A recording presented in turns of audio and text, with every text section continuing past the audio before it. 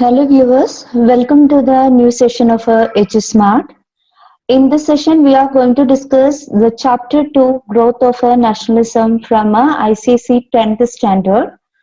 So before going to discuss about the growth of nationalism, let us see what is nationalism.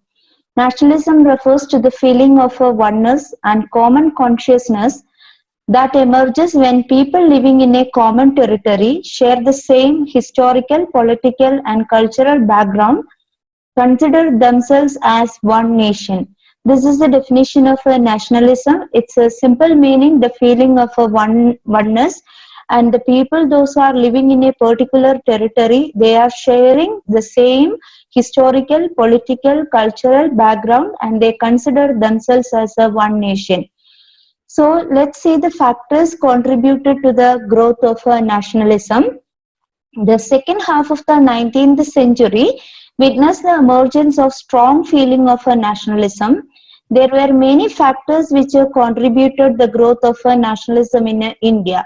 The growth of nationalism started the second half of the 19th century. It's witnessed the emergence of a strong feeling of nationalism. From 1600, Britishers came here and they started their English East India Company. From 1600 to 1947, that was a long journey. But second half of the 19th century, India witnessed the emergence of a strong feeling of nationalism. Many factors contributed to the growth of this nationalism. In this module, we will discuss more about that. What are the factors contributed to the growth of nationalism? So here are the factors. First one is economic exploitation. Second one is repressive colonial policies. Third one is social religious reform movements and role of a press. So these are the factors promoted to the growth of nationalism. Let us see the role of economic exploitation in growth of nationalism. There were many factors that aroused opposition to British rule. Economic exploitation was the most important among them. The Indians realized that the general aim of the British policies in India was to promote their own interest at the cost of welfare of Indians. That was a bleak proposal from the Britishers. The Indians thought the Britishers will help us to improve or develop. The Indians realized that the general aim of the British policies in India was to promote their own interest at the cost of the welfare of Indians. So economic exploitation was one of the major factors behind the growth of nationalism. Let us see in detail how it's. The first category affected this economic exploitation, the peasants, how they are. The peasants, they were main victims of the British colonial policies. The government took away the large part of their produce in the form of land revenue and other taxes. These exorbitant taxes led to the presence into the clutches of the landlords and the money lenders. The second category is the artisans and the craftsmen, how they exploited by the Britishers.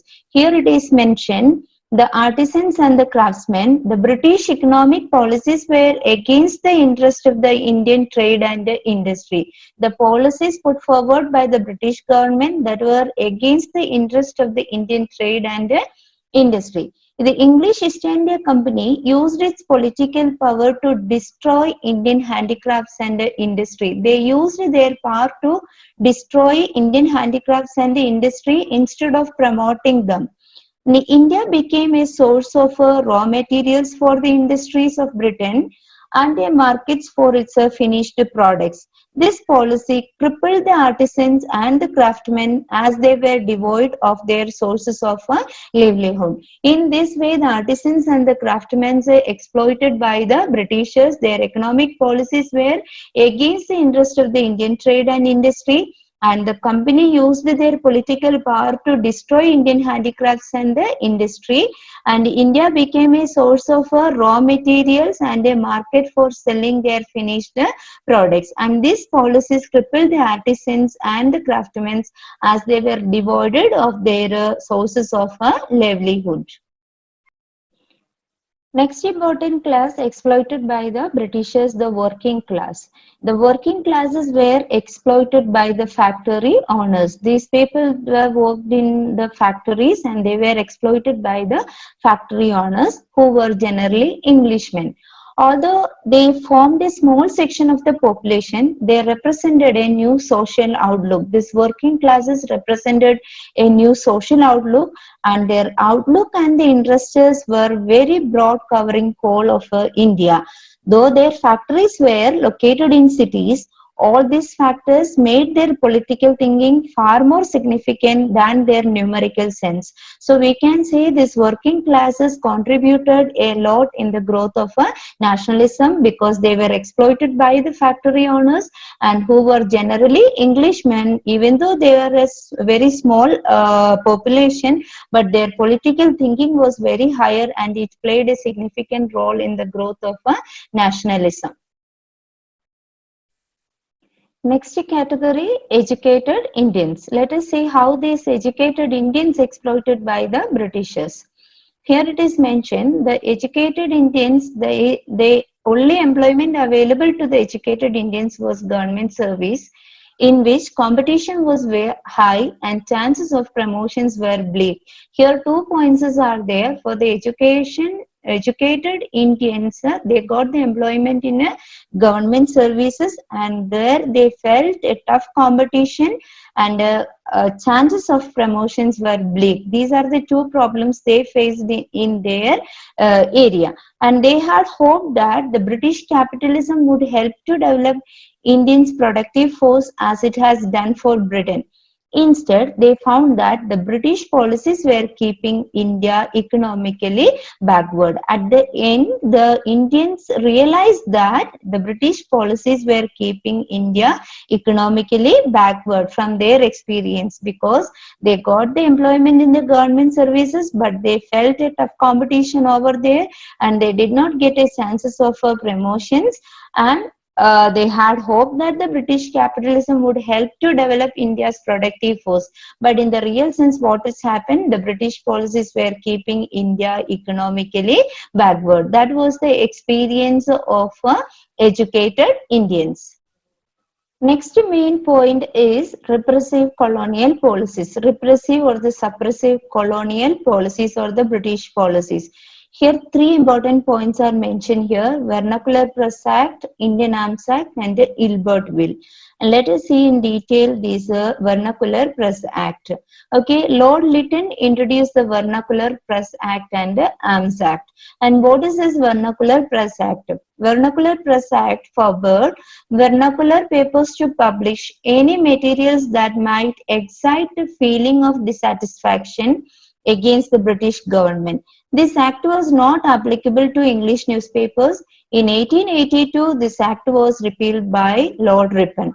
This policy was introduced by Lord Lytton, and what was that act? The Vernacular Press Act. Vernacular, the word meaning is local. Vernacular Press Act forbade the vernacular papers to publish any materials that might excite the feeling of dissatisfaction against the British government. That means the Indians were not allowed to write anything about the anything against the Britishers. And this act was not applicable to English newspapers. This is a very important question for the examination. Who introduced this Vernacular Press Act? Lord Lytton. And who repelled this? Lord Ripon. And when was that? 1882. And what is this Vernacular Press Act? This is a very important segment in your examination also. So next one is Indian Arms Act.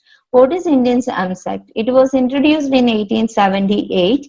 The Indian Arms Act of 1878 made it a criminal offense for Indians to carry arms without license. This act was not applicable to the Britishers. In Vernacular Press Act also, Indian Arms Act also, we can see these Britishers or the Englishmen excluded from this, and this only applicable for the Indians. And here it is mentioned, it's a criminal offense for the Indians to carry arms without a license, and this was not applicable to the Britishers. So this is known as what? Indian Arms Act. Another important repressive policies, colonial policies, the maximum age limit for the Indian civil service examination was reduced from 21 to 19 years, thus making it difficult for the Indians to compete for it. Many of the educated Indians, they try to clear their ICS examination or the civil service examination, but the Britishers reduced the age category here from 21 to 19 years. So Indians faced a difficulty or they faced a tough competition in this field. And the next policy, the important duties on British textiles were removed and it proved harmful for the Indian industry. So when they are importing their products, because it's already changed India as a market for their raw materials and a market for their finished goods, that import duties also taken back by the British government. The import duties on British textiles were removed and it proved harmful for the Indian industry also. In that way, economic exploitation and repressive policies of the British provide a stimulus to political agitation and quicken the pace of the Indian nationalism. All these factors paved the way for the growth of Indian nationalism, and when after that we entered to the nationalist struggle, and from there we started our agitations, and there was a cry for the complete freedom or Purna Swaraj. So here are few questions mentioned. Explain term nationalism. Give any two examples to indicate that British followed the policy of economic exploitation in India. We discussed about the peasants, artisans, educated Indians and all. That example you can write over here. And who passed the Vernacular Press Act? Why was it passed? That is also mentioned in the previous module, and mention any three repressive policies of the British government in India. So this is also an important part for your board examination. You can expect this type of questions in 2 mark category as well as for 10 marks also. So give more concentration in this lesson.